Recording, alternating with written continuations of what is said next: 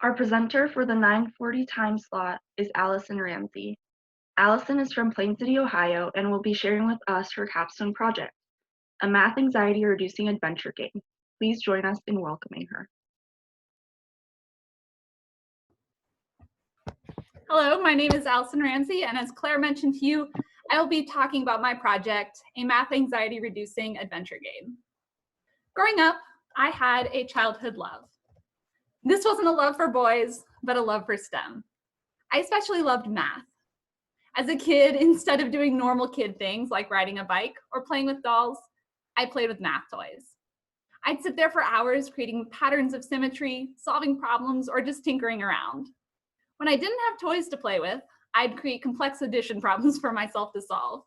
As I got older, these turned into long division problems, and by middle school, I was creating and solving quadratic equations. Unfortunately, not everyone can be as cool as me. Most people hate math. In fact, for some people, it can even cause anxiety. According to one research article, 93% of adults in America experience some level of math anxiety. This number is lower in adolescence, but it rises with age and can affect children as young as first grade. More than simply a dislike for math, math anxiety is defined as negative emotions that interfere with the solving of mathematical problems. One of the pioneers in math anxiety, Tobias, he phrased it as the panic, helplessness, paralysis, and mental disorganization that arises among some people when they are required to solve a mathematics problem. It can impair thinking skills and other cognitive functions, as well as cause lightheadedness, stomach aches, increased heart rate, and lead to uncomfortable or embarrassing situations and a dislike for math. It can also lead to lower math performance. The greater someone's math anxiety, the lower their math skills. Sometimes this anxiety is caused by cognitive predispositions, but often it is imparted by teachers, parents, and other adults of significant influence. One study showed that when female elementary teachers have math anxiety, their female students are likely to inherit this anxiety. Unfortunately, elementary education majors have the highest level of math anxiety of any college major. Additionally, when parents are more anxious in math and they help their children with this math homework, their children learn significantly less math and have increased anxiety. The good news is that this math anxiety can be reduced through math training and education. In children, one proposed tactic aims to reduce this negativity related to math through expressive writing. Another tactic is to help individuals reframe their thinking and see their physical reactions to stress, such as increased heart rate, as helpful rather than debilitating. This helps them see math as a challenge rather than a threat. Other proposed solutions target the way math is taught to students. However, most of these solutions target anxiety in school children. So for this project, I set out to create a math game for children and adults alike, which targets anxiety at the root. In children, it could help prevent math anxiety, and in adults, it can help reduce it. Additionally, if an adult's math anxiety is reduced, they're less likely to pass it on to another child. Curing math anxiety is a large and complex problem, and to address it with a game only handles some of the many factors that go into the anxiety. But if done correctly, it can help reduce it. So now that you know what I'm setting out to solve, I'm going to explain what a successful solution would look like. The Toy Association published an article containing 14 unifying characteristics of STEM and STEAM toys. These characteristics were backed up by sound research, so they seemed worth following for my project. Of the 14 characteristics, 2 are mandatory, while the other 12 are strengthening. The first mandatory characteristic is that the toy must explore an aspect of STEM.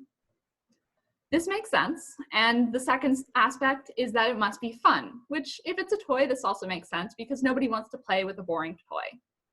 Of the 12 strengthening characteristics, the first is that it must be open-ended. The kid should be able to accomplish the intended task through a variety of approaches without one set way to play. The second is that it should relate to the real world, creating associations between play and how it relates to both STEM and the world around them. Math isn't just math, science isn't just science, but it can relate to cooking, baking, running, building, pretty much anything. The third is that it should allow for trial and error, allowing the kid to fail in a risk-free environment. When playing with toys, there are few real repercussions for doing something wrong. Trying and failing can boost a kid's confidence and perseverance. Fourth, it should be hands-on. This can help the brain improve cognition, including math. Fifth, it should be child-led, allowing autonomy and freedom to discover through experimentation. The sixth characteristic of STEM toys is that it should be problem-solving. Children should be challenged and encouraged to take their time thinking through a problem. The seventh is that it should include a curriculum. A curriculum can help the parent and teacher have the confidence and competence to guide their little one to a STEM learning objective. 8, it should be gender neutral and inclusive, fostering a diversity of cultures and perspectives. Number 9 is that it should support parents. If the parents may be too fearful that they don't know enough to help their child, they might be less likely to buy the toy. And even if they do buy it, they might be more hesitant to pull it off their shelf at home and introduce their child to it. The 10th characteristic is that the STEM toy should build confidence, pushing them outside of their comfort zone in a less daunting environment. The 11th is that it should encourage creativity, intuition, and imagination. To me, as a designer, this is the most beautiful benefit. I really liked this quote from the article, which said that most creative people will attest to the fact that creativity demands practice and courage, and toys can deliver on both those fronts. The final characteristic is social and emotional skills. This can be accomplished through encouraging collaboration. Not only are these skills beneficial in the social world, they can also help alleviate math anxiety. According to one study, math anxiety has been linked to teaching techniques that emphasize competition among students and require students to work in isolation. So doing the opposite can be beneficial in lowering this anxiety. I also created a list of design principles to follow as I worked through this problem. The most important is that it alleviates math anxiety. It should also hide the math, so the math anxious are more willing to buy and play it. It should allow repetition of a skill. Studies have shown that building confidence through repetition can reduce math anxiety. And it should require spatial manipulation. Improving spatial skills is also thought to potentially reduce this math anxiety. Now, there are already some products out there that fit many of these criteria. So I did a search of my competitive market to see what was being done well and where there was room for improvement. After doing some preliminary online searches, I turned to the homeschool community. I joined a Facebook group called Game Schooling, Teaching with Games, and I asked them, are there any math games that you as a parent genuinely enjoy playing, like to the point that you and the spouse might play it with a glass of wine in hand once the kids have gone to bed? The group has near 13,000 members, so I received plenty of answers. The games they suggested seemed to fit into 3 categories. The first were games that are upfront about being math games, such as Quicks, Prime Climb, and Math Flux. These fit many of the STEM qualities, but they were lacking free play, spatial reasoning, and they can be intimidating to people with math anxiety. The second category was classic games that still involve math, such as Rummy Cube, Yahtzee, and Monopoly. These games are a little better at hiding the math, but they still use numbers as the primary part of play and don't require spatial manipulation, collaboration, or allow for much free play. The last category was popular games, and these hide just how much math they require, such as Power Grid and Sushi Go. This is the category I wanted to fit my game into. Adults and children with math anxiety would be more likely to purchase and play one of these games, but there was still some room for improvement. For instance, that collaboration, free play, and spatial skills I was talking about before. Then it was time to start creating my game. The process I decided to follow comes from a book called Game Mechanics, Advanced Game Design by Adams and Dormans. In this book, they lay out 3 phases to the process: concept, elaboration, and tuning. In the concept phase, you plan out the general idea of your game. These things should be written down and should not change throughout the process. Some minor prototyping could be done at this stage to get an idea if your game will be enjoyable, but it should be minimal. Here you can see on the left some clay ideation of some pieces I might build, as well as sketches of possible boards allowing players to build or manipulate the pieces. Throughout this process, I kept coming back to the idea of Mount Everest. I rejected that idea at first, thinking it was maybe a little too cliche. But after doing some research, I wasn't able to find many games about Everest. And all the ones that I could find were pretty old, so I stuck with it. I also decided on a collaborative style of play because this would reduce the pressure for those who are less strategically or mathematically inclined. It would also fulfill one of my design principles. With collaborative games, you either all win or all lose. So my main goal for the game was to reach the summit together without dying. I was then ready to move on to the next phase, elaboration. The elaboration phase is the fun part. This is when you decide on the mechanics, an art style, and the story that will drive gameplay. Mechanics are ways that players can interact with the game, such as rolling dice, collecting victory points, or building a deck. I continued to think about what math I might incorporate, but I focused more heavily on these mechanics. During my previous game design project, I learned that one key difference between popular board games and educational board games is that the mechanics are at the forefront of the design process with popular games, while the learning concepts tend to be the main consideration for an educational game. This can often make the game feel clunky and a little less fun. So I focused on the mechanics first, but I didn't forget about the math. I spent another 5 pages of my sketchbook researching Everest, brainstorming what obstacles might keep a climber from reaching Mount Everest, and writing out what kinds of math I might include. Some hazards a climber might experience on their climb to the top of Mount Everest include hypothermia, traffic jams in what's known as the death zone, exhaustion, falls, crevasses, snowstorms, avalanches, sun, which can cause you to sweat, leading to further hypothermia, and the list goes on. But my key finding here was that as you climb Mount Everest, your blood oxygen level will drop. This can lead to impaired thinking, decreased energy levels, and cerebral or pulmonary edemas. This is especially dangerous at the very top of the mountain in what's known as the danger zone. This is a zone, a level at which a human cannot live long, and most of the climbers who have perished in their attempt to climb Mount Everest have died. I created my first prototype around this idea. The board and pieces were mostly made of paper and pencil. This allowed me to quickly change the game, even in the middle of a round. Because of the collaborative nature of the game, it doesn't require players to hide their strategies from one another, and I was able to accomplish much of the preliminary playtesting on my own. However, prior to the stay-at-home order, I was able to play a few rounds in person with others. To incorporate more math, I talked to my classmates for ideas. One of them told me about a video game he used to play where he had to figure out his stats as he went because the game didn't automatically calculate them for him. That stuck with me, but I didn't know how to make the players' stats, so they had to keep track themselves, but they could still be confident that they got it right. Then, during a conversation with a local math teacher, inspiration struck.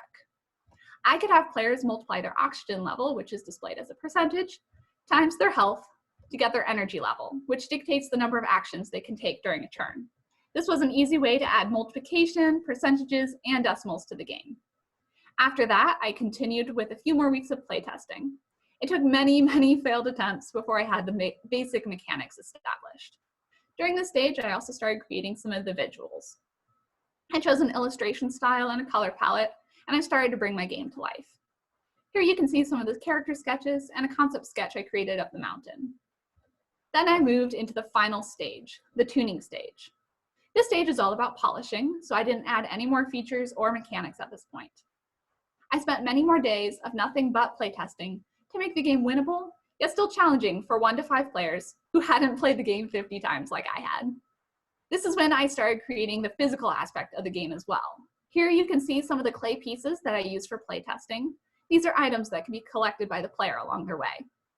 Then I applied the Everest theme to these pieces. Here you can see some of my ideation sketches with oxygen tanks, snowflakes, climbing bolts, backpacks, and other things. And here you can see some of my early computer models. On the right side, you can also see orthographic views of the top, front, side views, etc. I also spent some time researching how I might playtest with other people during the stay-at-home order. I reached out to the women in the Women in Toys community, and they suggested I look into Tabletopia, an online board game platform. Through this, I was able to create a virtual version of my game. Because I already had the majority of my gameplay figured out at this point, my goal in playtesting was to see if my game was fun and to see if I had succeeded in making a game that could reduce math anxiety. To determine this, I created a pre and post assessment with the help of my sister, who is a teacher and intervention specialist. I had people take a survey of how they felt about math, as well as a short timed math quiz before they played the game. Then I had them take a similar assessment after playing the game. From this, I found that the players were able to take less time on the quiz, had fewer errors, and were more confident in their skills after playing. One player even told me that he had started doing math in his head because of my game. And this brings me to my final design. I chose to name my game after the local name for Everest, Sagarmatha.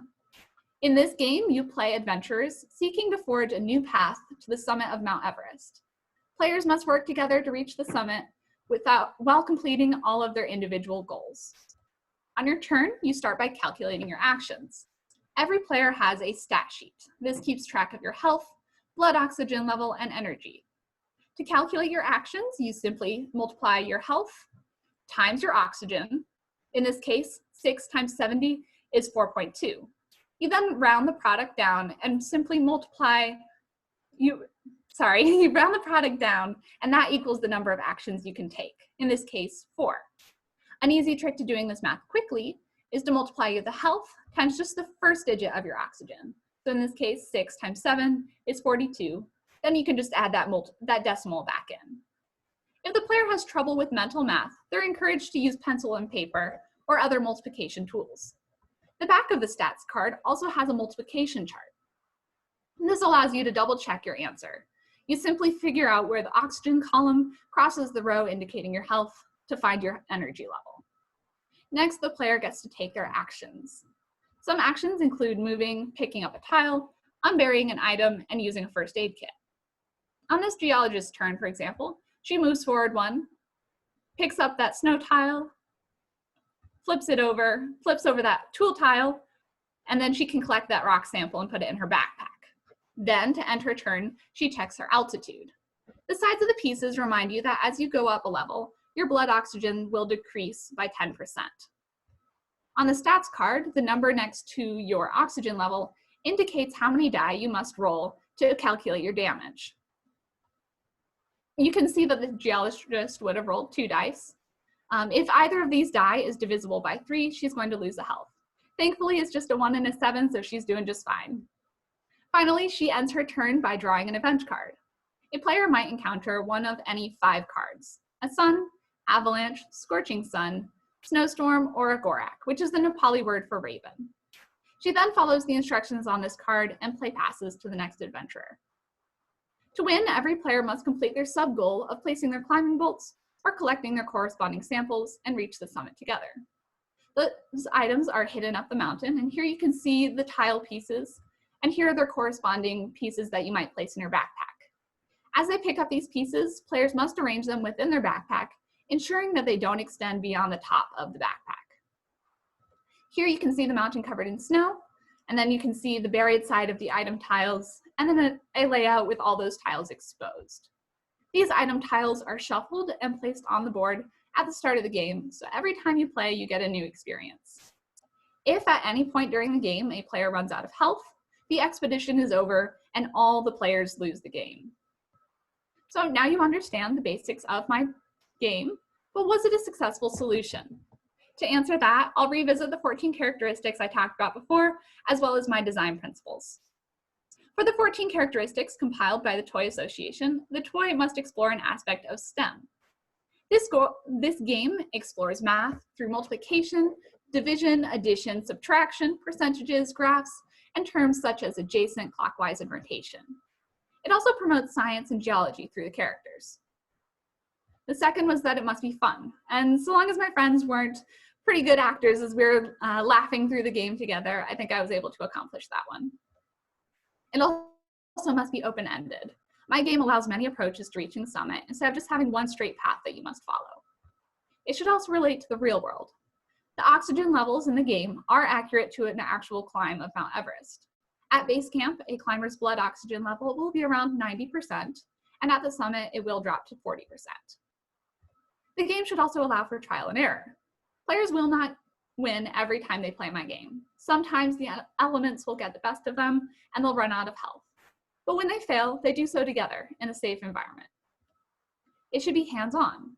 Board games are, by nature, hands-on, but manipulating these game pieces within the backpack allows for more opportunity for this hands-on action. The game should also be child-led. The pieces allow free play through building and experimenting in ways the game wasn't originally intended.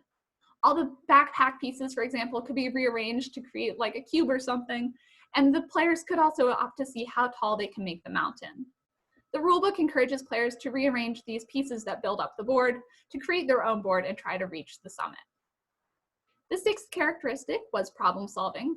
Toward the top of the summit, as players run low on health, they have to plan their turns ahead to figure out how to heal players in time, or they might try to minimize how many event cards they have to draw before they can win. Also, the game should include a curriculum. The instruction booklet acts as this guide, both showing how to play as well as how to execute the required math skills. I also have a working model for a curriculum that, for future iterations, I'd like to develop with collaborators. The game should be gender neutral and inclusive. The story and visuals are fairly neutral. Nothing indicates that only boys or only girls can play.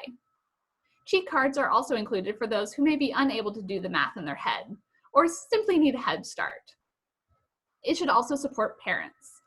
This game hides the math so that no one is intimidated from the start, and the math is explained through the instructions. It should also build confidence. As I found out from the post-assessment, players were able to perform better in their math skills and were more confident in their performance. It should also encourage creativity. The game often requires some strategic thinking to heal the player before they run out of health. It may take multiple players' turns and a lot of teamwork to accomplish this goal. And this brings us to the final characteristic, social and emotional skills. The collaborative nature of this game requires communication and handling of emotions if the game isn't going as planned. And now I'm going to take a look at these design principles that I laid out before. The first was that it should alleviate math anxiety. According to the surveys I took, this goal was accomplished. Now, I'm not a psychologist and I didn't have a huge sample size, so in order to actually determine this, I feel like a full study would have to be conducted, but for the sake of the project, I think I accomplished it. It should also hide the math, so the math anxious are willing to buy and play it. The main aspects of the game don't require math. You don't need to solve a boring math flashcard every time you want to move a space.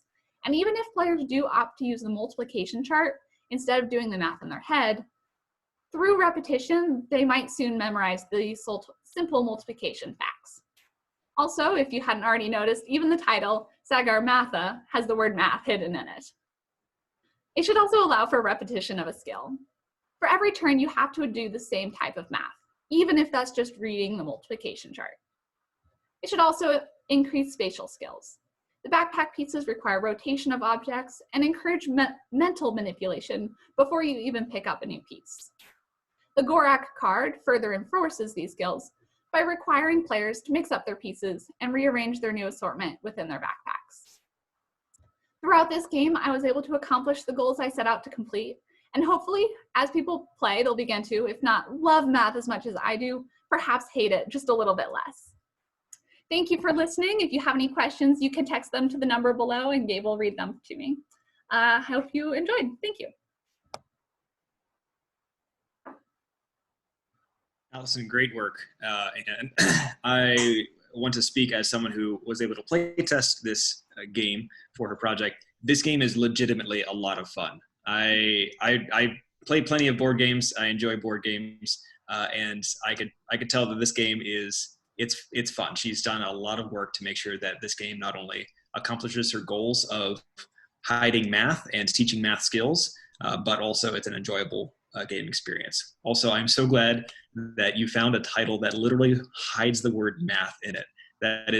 That's mind-blowing to me. I know that might have been somewhat serendipitous, but even still, just an incredible choice. So well done on that. I have a couple questions coming in. At first. I'm sorry, what? That was completely unintentional at first. I chose the name, and then I later shared it with my roommate, Claire, and she said, that has math in the title. Oh, you're right. And it was kind of perfect. Yes. So great job to you. Great job to Claire for pointing that out. I absolutely love that. First question, how long does a typical game last? It depends on how experienced the players are. When I was playing by myself, it would take about half an hour.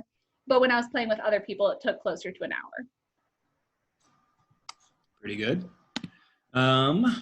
Recent grad Jen Yazinski says, fantastic work. If you were to put this product into market, how heavily do you intend to market it as an educational math anxiety game versus a fun game with sneaky math?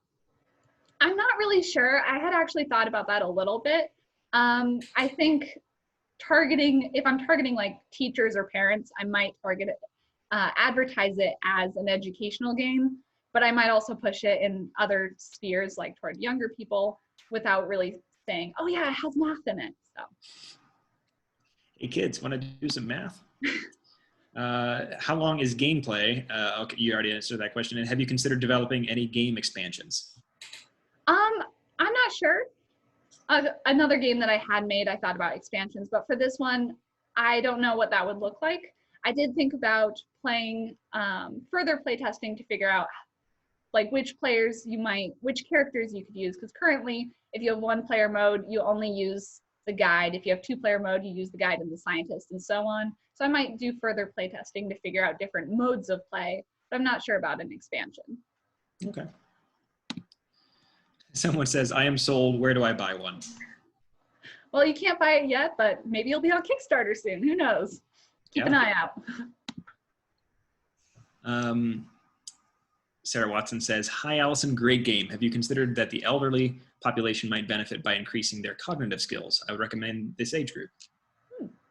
That's an interesting suggestion. I hadn't thought about that. I like that. Are the gray hexes that make up the mountain able to be rearranged so the mountain can be different sizes? Yes, it can. And I forgot to mention this before, but each piece is a separate piece, and those little bits that stick up allow them to stack on top of one another. Underneath, there's a hexagonal cavity that allows them to loosely nest on top of one another. And I think I mentioned before that the game instruction book encourages experienced players to create their own board, and they could just simply make a really long line, or they might like make a really tall mountain, but yeah. So the instruction book comes with some preset suggestions for tile arrangements? Yeah, you're supposed to, for the 3 to 5 player version, arrange it with the layout shown, and then a slightly smaller board if you're playing 1 to 2 players. What kinds of topics would you include in the curriculum guide? Well, it could talk about the math that's involved, such as multiplication. It might talk about a little bit of skills for how to reduce math anxiety, but it could even delve into what it's like climbing Mount Everest, some of the culture and climate there, as well as talking about maybe some of the science on the mountain, maybe the geology of the structure of the mountain. There are fossils up on top of Mount Everest. I mean, I didn't know that before this game. So there are lots of opportunities there. So if anyone has played collaborative games like Pandemic or Forbidden Island or Forbidden Desert, each character has a different ability. Did you bring that concept into this game? Instead of having a different ability, the characters have different goals. So for instance, the guide has to play those climbing bolts that are at the bottom here. I don't know if you can see my mouse circling it. They have to create a path to the top. The scientist and geologist are trying to collect samples, scientific samples and rock samples. There is a medic who does have a special ability of healing characters as he climbs. And then there's a random character called Snowy Pete who is collecting the snow pieces as he climbs. So each time you play, even if you're playing with the same group of people, your game experience might be different if you change up which characters you play? Exactly. Great. That'll add a lot to replay value. And then I don't think anyone has asked this yet. What has been the most satisfying or challenging experience throughout this process for you? I'd say one big challenge was the unexpected stay-at-home order. I was hoping to play test in schools and do a lot of other stuff like that. But it was really encouraging hearing that I could play test online and have all these other platforms for that. So I'd say that was one of the big things. You showed a neat trick for multiplying percentages by whole numbers very quickly. Does the instruction book list other tips and tricks for making math quicker and easier? Currently, no, but that's one of the things that I'd like to add to the curriculum once I begin to develop that further. Okay. Great. Well, I think that just about does it for questions. Oh, well, there's one question. Nate Knowlton wants to know where the Yeti is. I tried so hard to incorporate a Yeti in, and by the end I was like, oh, come on, there's no way. So maybe that could be an option for an expansion. Maybe someone can play the Yeti. I love that idea.